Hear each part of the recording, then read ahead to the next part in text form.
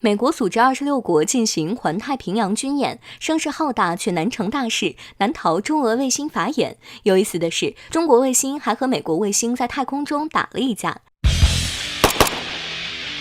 近日，美国开始2022环太平洋军事演习，此次军演汇集了多个国家多艘舰艇，美军自己也出动了2艘航母，演习声势浩大，但军事专家并不看好。为什么这么说呢？因为打仗不是群殴，一个人拿一块板砖就上。环太平洋军演这次有26个国家，共计2.5万名官兵参与，士兵语言不通就是个大问题，难以配合默契。真正上了战场，多国部队也只能各自为战，而且美国的盟友不靠谱。澳大利亚军队数量少，没多少实战经验，跟当地土著国家比比还行。日本虽然派出了出云号轻航母，但轻航母因其造价低、建造难度小，才被实力较差的国家所青睐，和中国这种拥有真正航母的国家没法比。其次，从媒体披露的军演图片分析，军队步兵列阵很糟糕，比如航母编队，按理说机动性弱的航空母舰要处在战斗的核心保护区，前排安排火力强大的驱逐舰进行保护，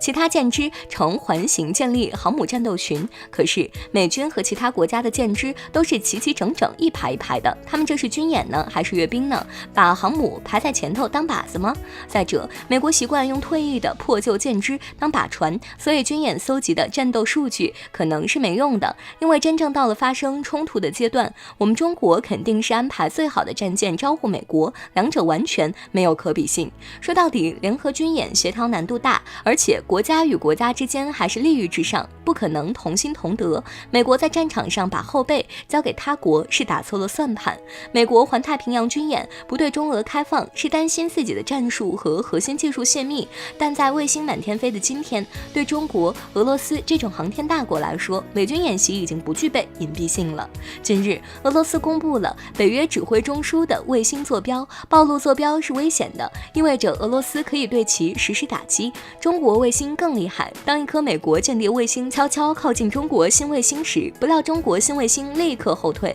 并反过来监视美国卫星。在太空中要做到这一步是很困难的，需要极高的精度追踪能力、操纵卫星能力。今年3月份，美国太空军司令部司令还透露了一个重要消息，说中国最新的2颗卫星有机械臂，未来说不定可以捕获、关闭他国卫星。可以说，在反空间能力这一块，中国卫星已经远远超过了美国卫星，所以我国卫星都可以反制美国卫星了。美国环太平洋军演不就相当于暴露在中国眼皮底下吗？更难得可贵的是，当美国的目光还盯着太平洋地区的时候，中国的目光早已射向了太空，那才是人类的未来。